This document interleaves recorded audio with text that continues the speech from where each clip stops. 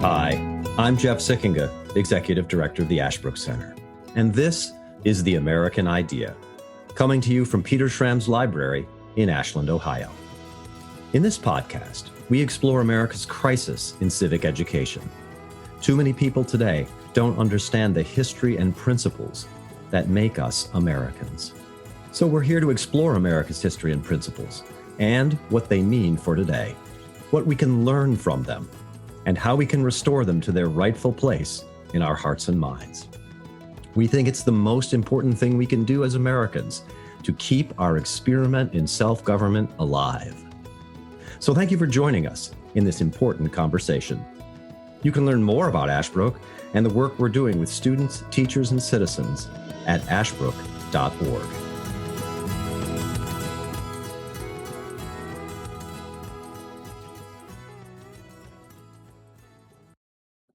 Well, I want to thank everybody for joining us this evening for a webinar, the Ashbrook Center's Citizen Webinar Series on civic education. For those of you who don't know, I'm Jeff Sikkenga. I'm the Executive Director of the Ashbrook Center.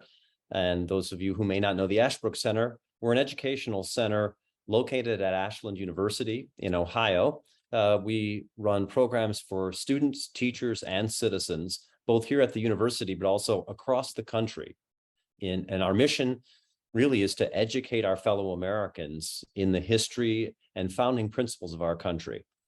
And as an educational center, we really strongly believe that education is not about indoctrination, and not even really about information, but about discovery, discovering the truth for yourself. We try to root all our programs in Aristotle's old dictum that all human beings by nature desire to know. And then we add, but they don't want to be told. They want to discover it for themselves. So, and we found the best way to discover for yourself is through conversation. So we want to have a conversation this evening about the state of civic education in America as students are going back to school. What are they learning about America? What should they be learning about our country? Join in that conversation this evening. Please feel free. Join us through the Q&A function. You'll see it there on your screen. Delighted to have folks post questions. We'll try to get to as many of those as possible. And for our conversation this evening, I'm delighted and honored to be joined by Professor Wilfred McClay. Bill is the Victor Davis Hanson Chair in Classical History and Western Civilization at Hillsdale College. Before his current appointment, he was professor of history at the University of Tennessee at Chattanooga and the University of Oklahoma, and also has been the Ronald Reagan Professor of Public Policy at Pepperdine University in Malibu, California. He received his bachelor's from St. John's College and his PhD from Johns Hopkins University. Bill is a terrific teacher, a terrific scholar, also a widely published author. Many of you may know his books. There are a lot of them, but just a few that stand out to me in looking at his long list of impressive works. The Masterless, Self and Society in Modern America, which won prizes in American history and intellectual history. A Student's Guide to U.S. History published by the Intercollegiate Studies Institute, and also most recently, and perhaps most famously of his recent works, Land of Hope, An Invitation to the Great American Story, which I just have to recommend to all of our listeners out there. It is a terrific, terrific work and a great service to the country and to the American tradition. Besides being a scholar and a teacher and a professor, Bill is also a member of many boards, engaged civically and publicly. He has been past president recently of the Philadelphia Society, terrific organization, and also on the board of directors of the Ethics and Public Policy Center in Washington, D.C. And we are at Ashbrook are really honored to have Professor McClay serve on Ashbrook's National Advisory Board on Civic Education.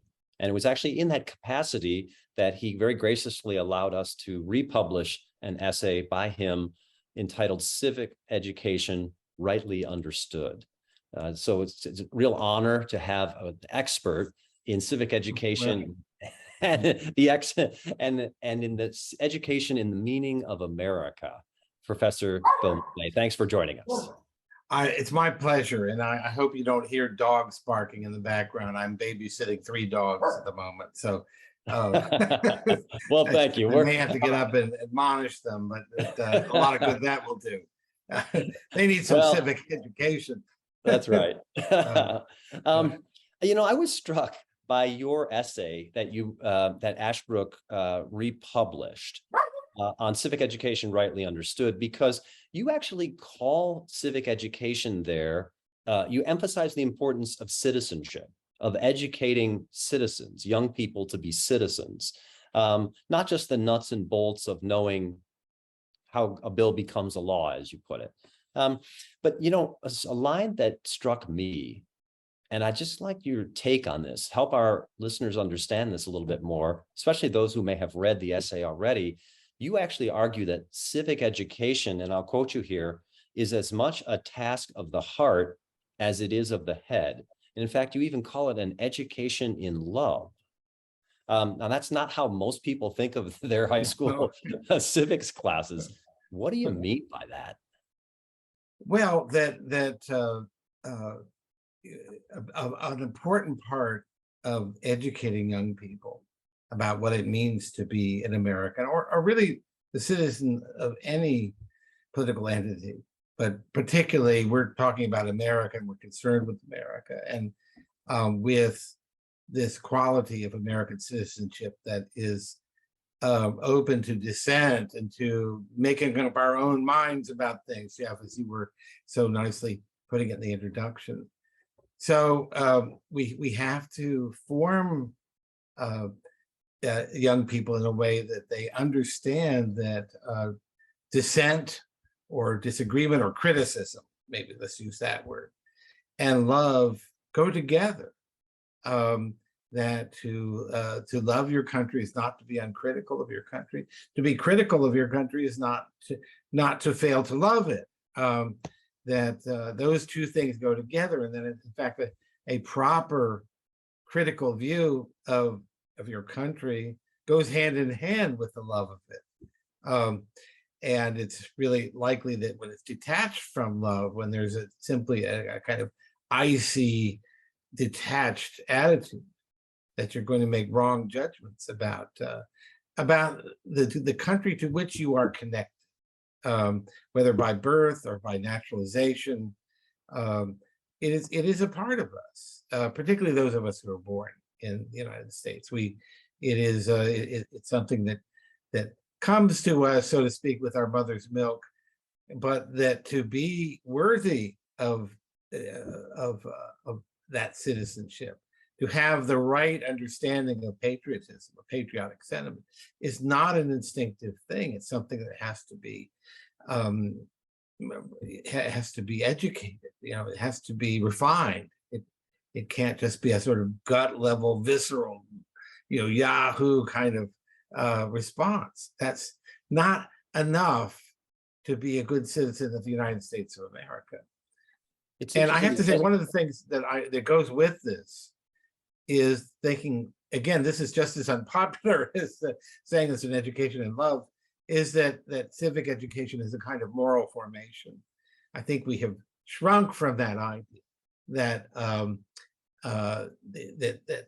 there's a formative dimension in civic education. It's not enough to instruct young people in how the system works, how a bill becomes a law, what our rights are, blah, blah, blah.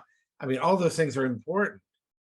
But one of the things we see today is that even in very well-educated young people, the graduates of Ivy League colleges, there's an absence of a certain kind of formation of the soul that it accepts and understands and revels in the fact that we are a country, we are a culture that engages in dialogue, in polemic, in dissent, in argument, in deliberation. And we're deliberative, in our best, we should be a deliberative democracy. But to be a deliberative democracy, to have citizens who can talk to one another and listen to one another and understand the role of ideas, the right of ideas to exist that are very different from the ideas that one may hold oneself. This is a kind of discipline of the soul, isn't it? I mean, if you think about it, it's an education in a certain kind of deep regard for the opinions of others, and a reluctance, really a forbearing from feeling that the only way to have things right is if everybody agrees, or anybody who disagrees just shuts up. We've had experiences in our history of the right doing that to the rest of the country. Now we're having the left do it, I think, for the most part. Same problem.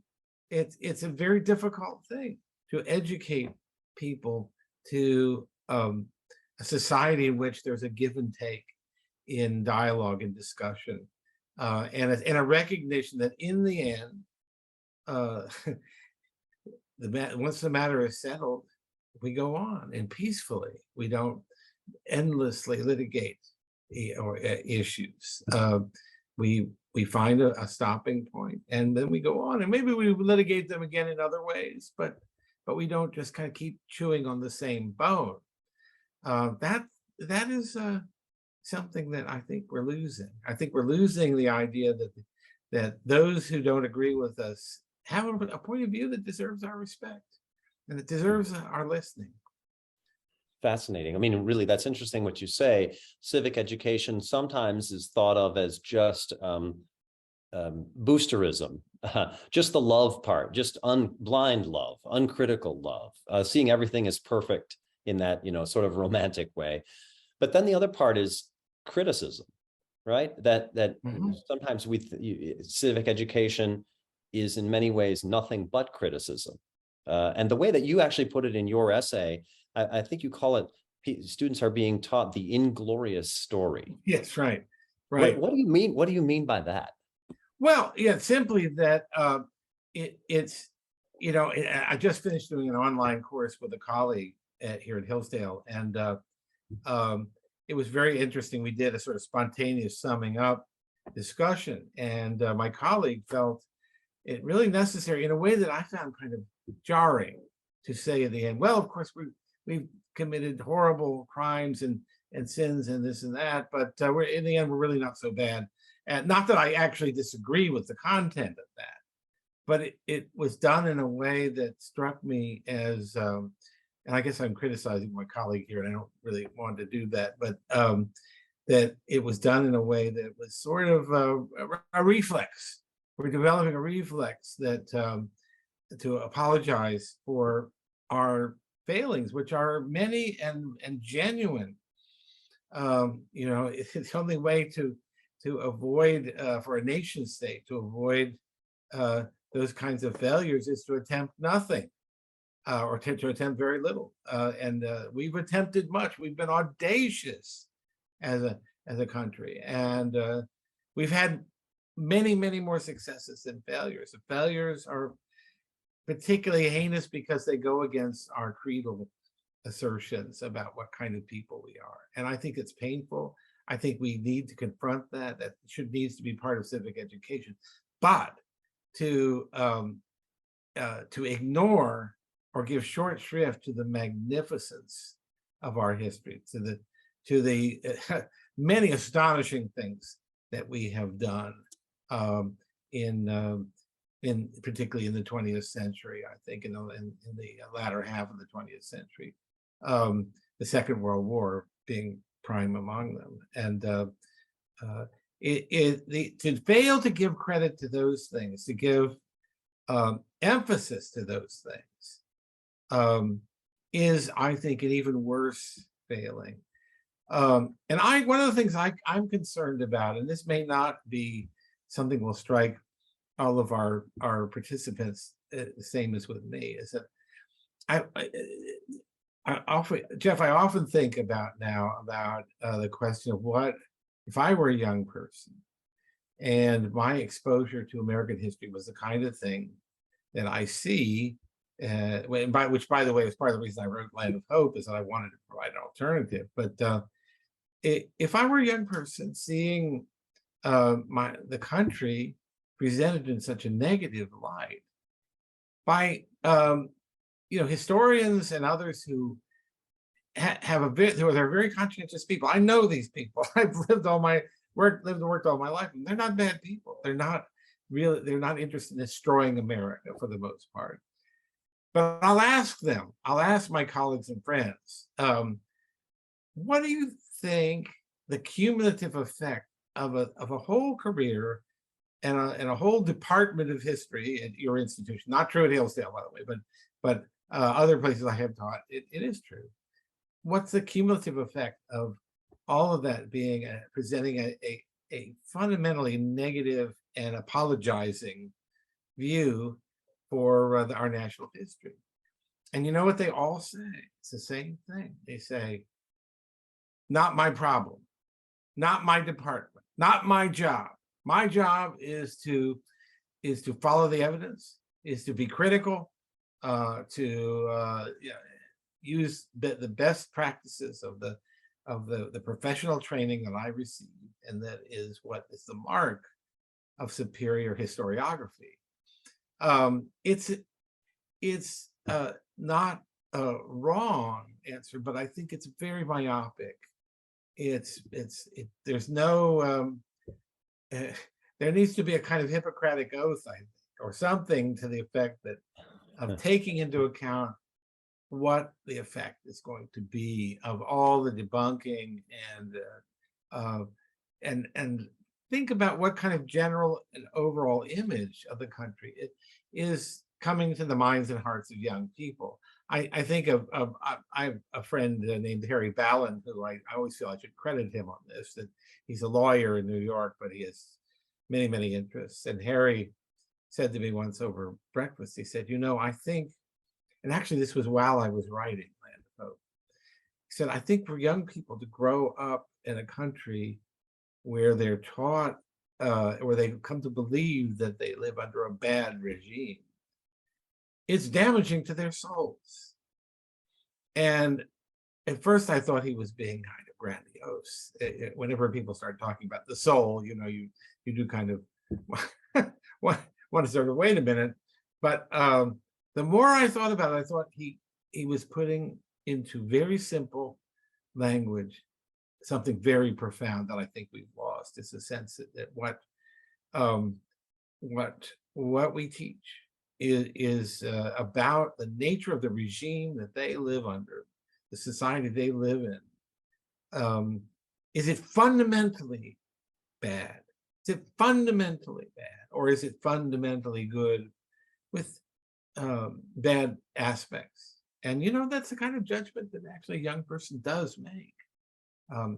Is this fundamentally something that I cannot trust, I cannot pledge my allegiance to, that I want as much as possible to see myself as being apart from, detached from, alienated from even?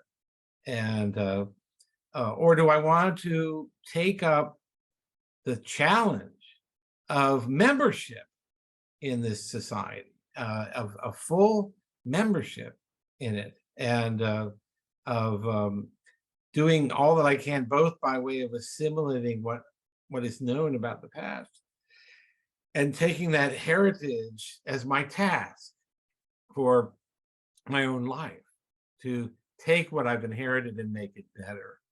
That's the way to go. That's I think a part of civic education, as much as teaching people about the electoral process, the difference between the three branches of government, etc. All the things you think of when you think of civics. I think those have to be done. I think a modicum of American history has to be taught. It's very important. I think you can teach the principles, and now I'm going to sound like a historian here, but I think you can teach the principles of separation of powers, checks and balances, and all that. But if you look at the historical evolution through, let's say, the 17th century and English/British political evolution, you begin to see why those kind of safeguards are important. We're living through a time now in which leading scholars, two guys from Yale and Harvard Law School, published an article in the New York Times saying we ought to junk the Constitution. I think this is a very short-sighted view and ill-informed view. It's very presentist, to use a term that people like to use. It's very present-minded. You know, we don't like the Supreme Court decision. We don't like the Electoral College because it keeps electing the wrong people. Therefore, we're going to, simply eviscerate the Constitution. There's all sorts of examples of constitutional amendments that the people, who pressed those, the limitation of the president to 2 terms. The Republicans might have liked to have had that one back in the Reagan administration, but that's one of the reasons you don't tinker lightly with the Constitution, is that you think through what are the general effects, not just what you can get in the short run. So anyway, I think that I would just say finally that I think actually a certain reverence for the Constitution, getting back to the issue of love, is requisite. Madison thought this. And Jefferson, of course, thought, you should change everything, have a revolution every 15 minutes and change the government every 20 years. All kinds of things he would say in his letters. Even George Washington did not expect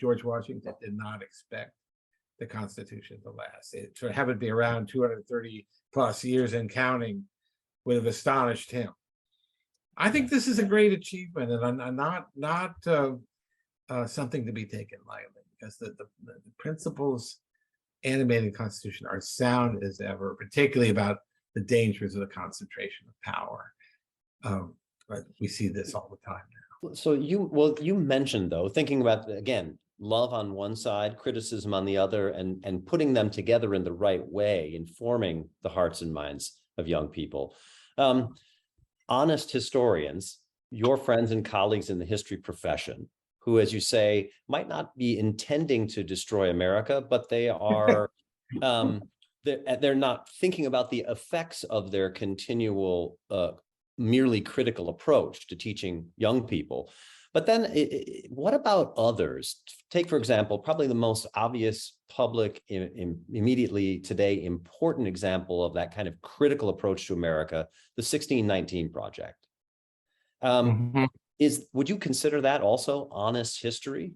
Or is something? Oh, no, and look, I don't know any respectable historian who would defend the 1619 Project as good history. Maybe there is one, but certainly several of the people I most respect in the historical profession, none of whom are conservatives,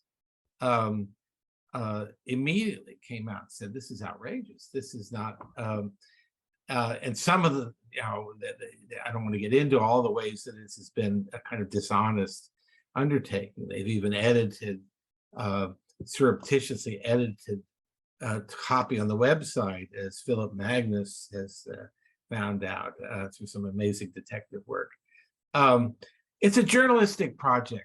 That's the bottom line. Nicole Hannah-Jones, the mastermind behind this, I think, either hers or Jake Silverstein of the New York Times, but she said as much. She said, we didn't really think of this as a revision of history. We thought of it as a way of saying, let's reimagine the narrative, the historical narrative. And what if we began with the idea that the introduction of slaves into what would then later become the United States in 1619 at Jamestown, that's the real beginning of American history, not just the beginning, it's the founding, it's the true founding. And that the foundation of American history is the oppression of slavery, of bondage, of chattel slavery. It's an audacious thing, and not in a good way. I think it's been it's going to leave its mark for a long time. There's a lot of free materials that the Pulitzer Center people are putting out that reflect this perspective, and really they have not been answerable for it. I mean, one of the things we historians do, we don't do it as well as we used to, but we do at our conventions and other venues, we are forced to defend ourselves, to answer our critics. The Times have never done it. They've never condescended to do that. And I think it's pretty obvious why, that there's too much about the project that's indefensible. But let me defend one thing about it, okay? To surprise you. Yes.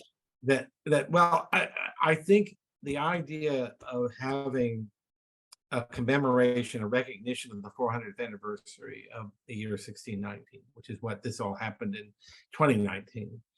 I don't think that was a bad idea, because I think of one of my favorite passages in W.E.B. Du Bois's Souls of Blackfoot, wonderful book that everyone should read, and the chapter on the sorrow songs, that is the spirituals, what we used to call the Negro spirituals in a previous, era.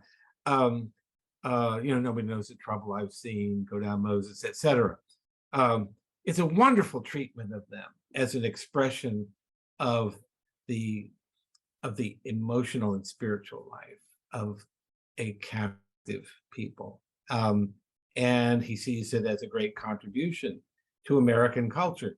He says at one point the following, what would America be without its African people? And he says, before the Mayflower arrived, we were here. And that's 1619 is 1 year before 1620. So yes, I think that's an important point that could have been the point made by the 1619 project. It could have said, look, Africans in America are not a sidebar. They're not just a kind of little fluky thing that happened on the side. They are a part of American history and always have been from the start. David Hackett Fisher's just published this amazing book, African Founders, which I think makes something of the same point. It's going almost completely unnoticed. I'm going to do a review of it, and Alan Gelso's done a great review of it. And so we'll get some word out about it. But it's because nobody wants to hear it. Nobody wants to hear the atmosphere of 1619 is to accentuate the negative, to say anti-Black racism has been part of our national DNA from the beginning. I think there's a lot of evidence for the contrary proposition, that Africans in America have always been central to what America is, and yes, we could write our histories better if we did a better job of recognizing that and acknowledging it and making that a thematic aspect of what we do.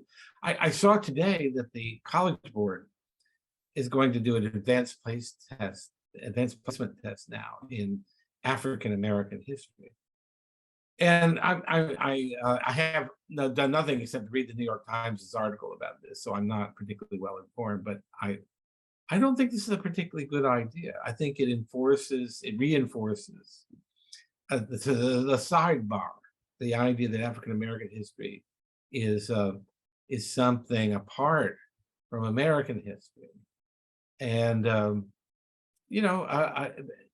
it's a close call, really. I can see the merit of it, but I also then can see the merit of any other large ethnic group. Say Catholic history, big. You could do a lot with that. Have an AP course in American Catholic history, but that's not going to happen. The political stars are not in alignment to do that. But I think that.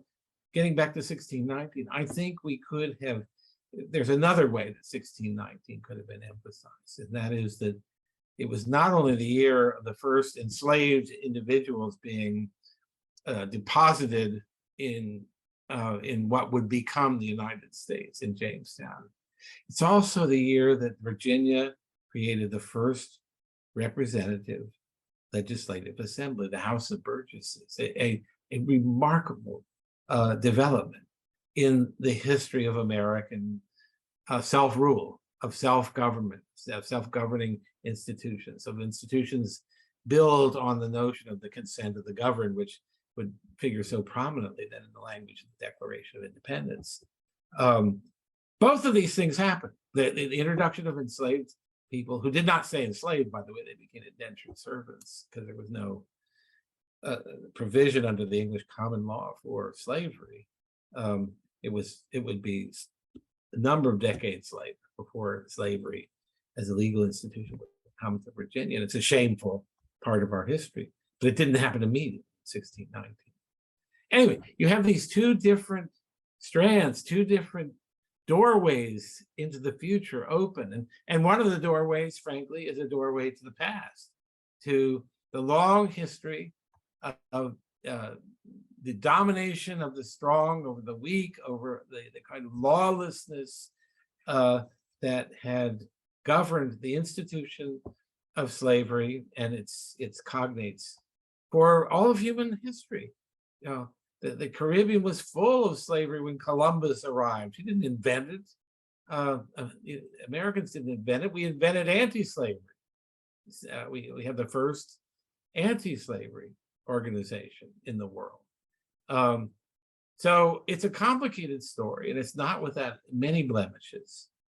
And those blemishes should be acknowledged. But I think in the end, I don't even say that teachers should all end up celebrating American history. That's what I do. I don't think other people may come to other conclusions, but you got to be fair. You got to be fair and acknowledge the greatness, the great achievements. And you may think that they came at too great a human cost. Fine, make that case. But make the case. Don't simply assert it, as I think is so often the case. Don't present it as an assumption. And don't do young people the disservice of telling them none of the things that are admirable about their nation and its history and the structure of its institutions. So in thinking about this combination of criticism and love, critical love, as you said,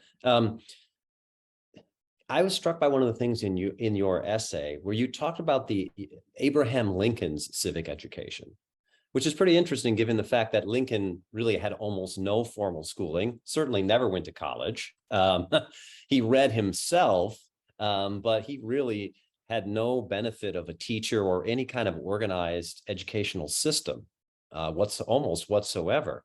But you talked about Lincoln's reading of stories, in particular, Parson Weems' stories of George Washington. Tell us about the kind of education that Abraham Lincoln got and how it shaped his American heart and mind. Well, that's a great question. And it does, there's all sorts of things that come out from it, including the fact that maybe our schools are really, I won't say unnecessary, but they're definitely falling down on the job in comparison to a man like Abraham Lincoln, who admittedly was a little engine of ambition, as his law partner said. It was a extraordinarily driven man, but he had virtually no formal education, and he educated himself through his reading. He read everything he got his hands on. Of course, you know, it's well known that he read all of Shakespeare's plays and had certain favorites like Macbeth, a good play for a political leader, and the King James Bible, the effects of which you can see in some of his truly magnificent speeches toward the end of his life, end of his career. The cadences, the sense of the syntax, the word choice, the weighting of words, it all is so redolent of the King James Bible, and of Shakespearean English. So Lincoln had he had in a way a superior education because he didn't go to school, although schoolboys, and they were mainly boys at that time, did study those texts. Anyway, the thing that I point out in this article that I think you're thinking of, Jeff, is that Lincoln didn't read much history. He read a lot of literature. He read,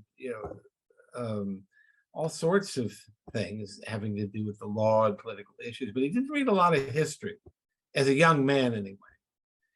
But we do know that he read Parson Weems's biography of George Washington, which was published in 1799, right after Washington's death. Is often the sort of the Platonic ideal in the mind of historians of a unreliable hagiographical work of history. And of course, the famous story about Washington chopping down the cherry tree and admitting to it because he could not lie, and a sign of his virtuousness that he was honest. But there's more to the book than that. And Lincoln read it, he remembered it, and 40 years later, he's been elected president. He's not yet been inaugurated. He's traveling across the country from Springfield to Washington to accept his position. And he stops over in New Jersey, in Trenton, and gives a speech both to the lower and upper houses of the Trenton, of the New Jersey legislature.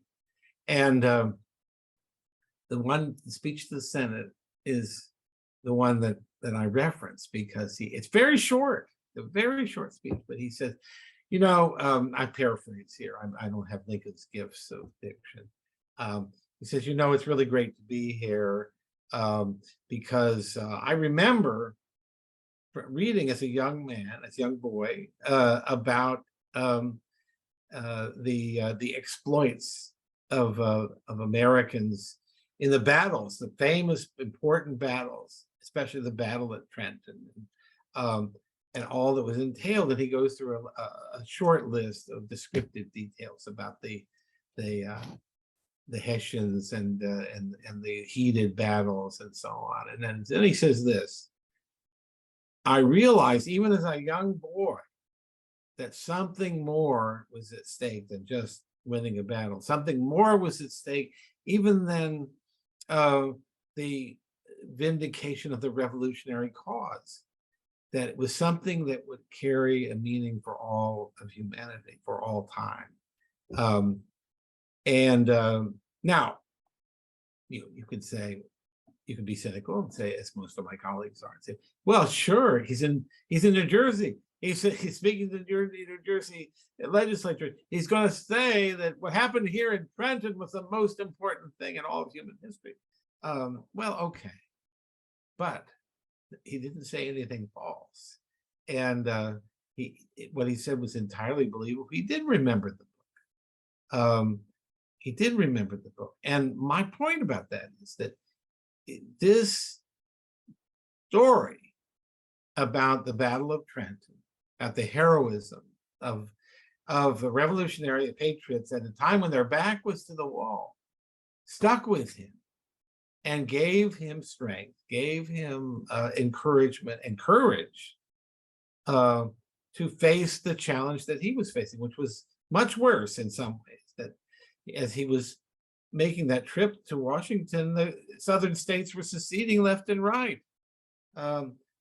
There's reason to wonder whether there would be a country there by the time March rolled around and he's inaugurated. So that's a really wonderful example. I'm so glad you brought it up, Jeff. A wonderful example of the way that a knowledge of the past doesn't have to be a dry academic exercise or an exercise in national self-flagellation.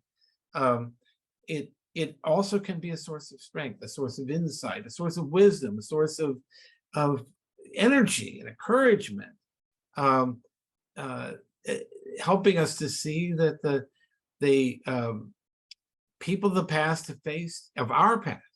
have faced enormous challenges and yet been able to overcome them. And that's, I think, exactly the kind of thing that young people today need to hear. They need to hear that we've done it before. We've beaten the odds before. They don't need to have a sugar-coated version of the history to nevertheless get that point. We can do it again. We can do it again. We can pull together. Lincoln said, and he wasn't the only one, lots of people said this, if America falls, it won't be from an external enemy, it'll be an internal dissolution, that we will lose our own cohesion, we'll lose faith in ourselves. And that, I think, is one of the great challenges of right now. I think that, and I do think maleducation in civics has been a contributing factor. I don't want to attribute too much importance, exaggerate it, but I also don't want to neglect the importance of this. I often think, and here's where I could be accused of exaggerating, that but I'm going to go ahead anyway, is if you look at the statistics for suicides, for various forms of mental illness, drug abuse, alcohol abuse, opioid deaths, etc., that just keep going up and up and up, and particularly for younger people. You look at the sense of discouragement, and I teach them, and I have to say, our students at Hillsdale College are a joy to teach. You don't see a lot of that kind of thing here, but I certainly did in other places, I thought, and that's wrong. That shouldn't be happening. This is still a land of opportunity. This is still a remarkably prosperous country in which there's plenty of room for, plenty of scope for individual ambition to realize itself. We have a tremendous amount of freedom, which we regularly abuse. Isn't that what freedom's for, to abuse it? But seriously, that it is abused is a sign that we have it. I think it's frivolous, it's unserious to imagine we'd be better off without it. That's really part of the core of what we are. To me, it's really interesting, Bill, that you say that, because we run high school programs here at Ashbrook, summer academies, where we bring in high school students, and one of them we call is telling America's story. And it strikes me in my experience with those students that when they start to hear the story of America and founding of self-government and a crisis of self-government with people like Abraham Lincoln, and then the struggle to sort of fulfill American self-government in the 20th century, they start to see themselves in a way, as you said, connected to a larger enterprise. That is not without blemishes, but has a kind of, it's morally inspiring. It's uplifting to them to hear that story and to know it's not just a bunch of random facts or not just all blemishes, but part of a larger thing that has meaning and makes some sense for them as young people. And I wanted to ask you, because you call your book, Land of Hope, an invitation to the great American story. Why do you think it's so important to teach civic education through story, the kind of stories that Lincoln learned when he read Parson Weems? Well, I think that stories are the way we explain the world to ourselves, ultimately. And the stories are, one of the great things about stories is they can carry a lot of details and a lot of complexity in them. You can tell a story that's a complicated story and yet a true story. But think of, for example, just think of everyday speech. We say, you and I are together and we encounter a sort of odd person with odd opinions, and he walks away and you look at me and say, what's his story?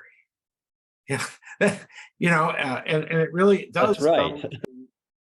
Identity of this man, this peculiar man, there's an implication there that the only way to understand who he is going to be to tell his story, to tell a story about him. Well, he was, he's brought up this way, and he moved from here to there, and and it's fill in the details, but it's some way in which story and identity are joined. And I think it's important with America because in America, here's another analogy I've used. Is what people have, I'm on the semi-quincentennial commission of the government, and it's very difficult to get any progress because everybody wants to have only their side of things reflected. And I have appealed, I don't think with much success, to people on the commission saying, look, we should think of the 250th anniversary of the country as being something like a reunion of one of those huge families. The Smiths of the Southeast United States, they all gather at some place. There's like 1,000 of the 2,000, it's a huge family. Most everybody knows, or at least knows of everybody else. They sort out, the people who are, politics are different are over here and over here. The people who went through the divorce or the separation or the family feud or whatever, that's all reflected. But there's a larger umbrella story of being the Smith family, that they're all there, even with all their gripes against one another, even with all their wounded pride, even with all their sense of being unfairly judged by the others, or themselves unfairly judging others. Even with all that, there's still a story. And I think that's an interesting way to think about the United States. We're kind of on a journey together through time. We've been through almost a quarter of a millennium. That's a lot of time. And with the same Constitution most of that time. What are the commonalities that we have? That's one trend. I may be getting a little off the subject here, but the one trend in civic education has been to emphasize diversity. I've seen this. There's a state I won't name, but I'm evaluating their social studies standards, and it's just there's no indication that we have anything in common other than this immense amount of diversity. And this is not only debilitating, it's wrong.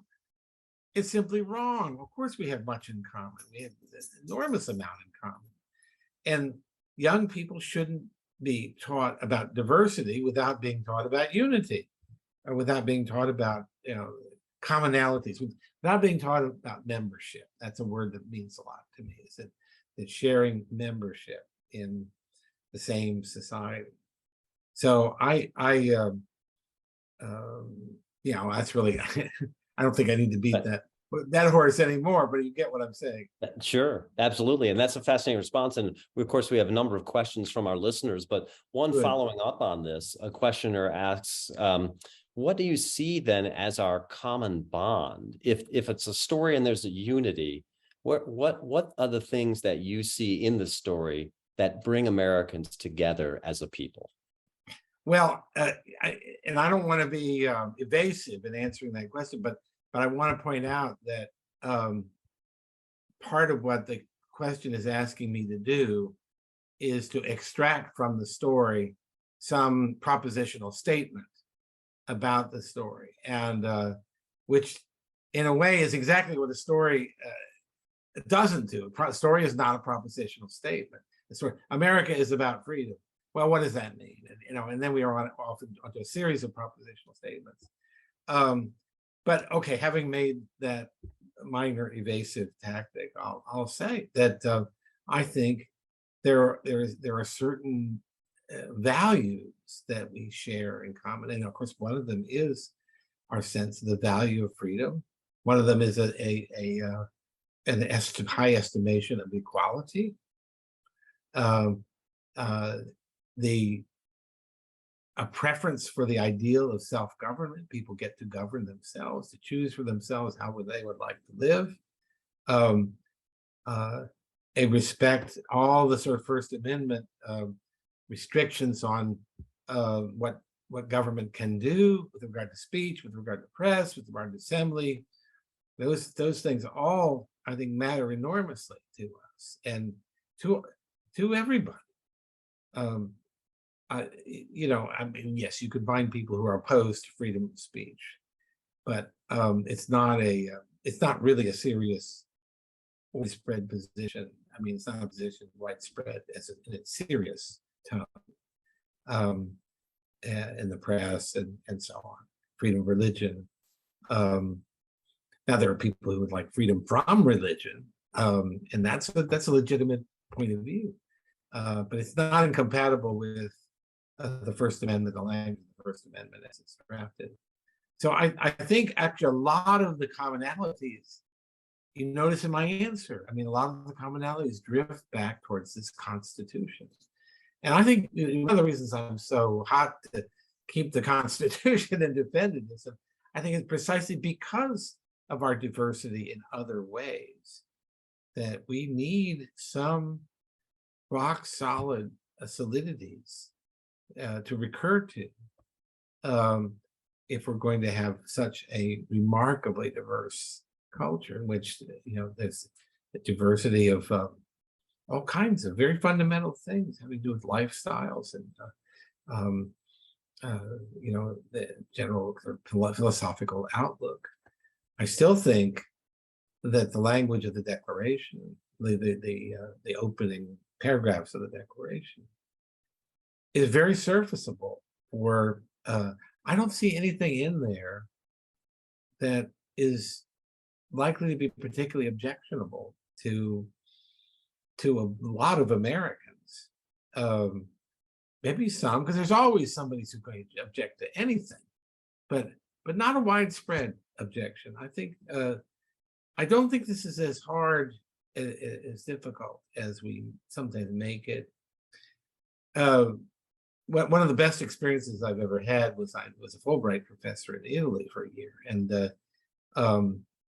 I remember having discussions with my students. I taught graduate students only, and they were Italians, as you may know, are still very regional in their mentality. People think of themselves as, you know, being from Genoa or Tuscany or whatever, and in fact, one class I was talking about, don't you think there's such a thing as Italian national character? And one of my students, a very beloved student who I'm still in touch with, said, Professor McClay, when we hear people talk about Italia, we assume he's a fascist. So Italians, the idea of national character is something they're very averse to. But I said, well, would you say the same thing about Americans? Oh, no. Americans, my God, if there's any people on earth that have a national character you can identify, it's Americans. I can tell an American walking down the street. Yeah, I can tell the difference between an African American and a Nigerian or whatever, just to look at it, just to look at the way he walks, and they insist on this. And anybody who's traveled in Europe and elsewhere, you run into the same thing. There is an Americanness about Americans that other people notice. It's not easily defined, but it's there, and it does seem to me that it would be good for us to understand it better. Yeah, that's a worthy admonition. A fascinating story of America, insightful, interesting, inspiring, perplexing even sometimes. Yeah, absolutely. So interesting. That's why I love the title of your book, Land of Hope. That's a great title. Bill McClay, thank you so much for taking time to join us for the conversation. Really deeply appreciate it. And let me just say, I'm a great admirer of, I mean, I'm kind of have a conflict of interest here since I do serve on the board, but I think for year in and year out through a succession of leaders, Ashbrook has been a very important force in dealing with these very issues, that the need to have a conscious appropriation of our heritage, that we can't just waltz into it mindlessly. by watching, music videos and playing video games, whatever, TikTok. We can't just waltz into a knowledge of who and what we are. We have to know about the past. There's no such. That is truly what we believe. That we need to understand our history and our principles. So, Bill, thank you again for taking the time to join us this evening. For our listeners, appreciate if you want to know more about Ashbrook, you can look us up online, of course, at ashbrook.org. For teachers who may be joining us, you can look us up at teachingamericanhistory.org or TAH.org. Those of you who are with us will be sent a link to a recording of this conversation. Please feel free to share with your friends, your family, your colleagues. We'd love to get the word out far and wide. The young people in your life, your children, your grandchildren who need to hear this kind of conversation and know the kind of education about America that they should be getting, the kind that Professor McClay talked about tonight. We really believe that you have these kind of conversations. They do renew your hope in America. They do renew your hope in the possibility of that kind of education of the heart and mind that Professor McClay was talking about. So again, I want to thank you all for joining us. And as always, we end by saying, stay healthy, stay hopeful, and stay connected with Ashbrook. Thank you.